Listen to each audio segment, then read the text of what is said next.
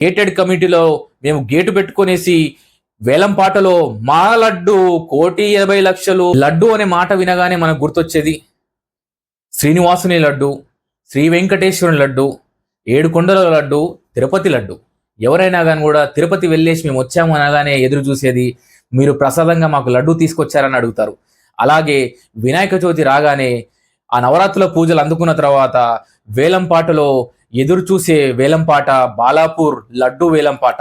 ఎందుకు ఈ విషయం చెప్తున్నానంటే ఈ రెండు విషయాలలో లడ్డూలకు ఉన్నటువంటి విలువను ఎవరు కూడా తగ్గించద్దు అనేసి ప్రయత్నంలో భాగంగా ఈ యొక్క వీడియోని చేసి చెప్తున్నాను. ఎందుకంటే ఈ మధ్య కాలంలో మా గేటెడ్ కమ్యూనిటీలలో గేటు పెట్టుకొని మేము వేలంపాటలో మాకు 1,50,00,000 పలికిందనేసి 2 కోట్లు పలికిందనేసి మా లడ్డు గురించి చెప్తున్నారు.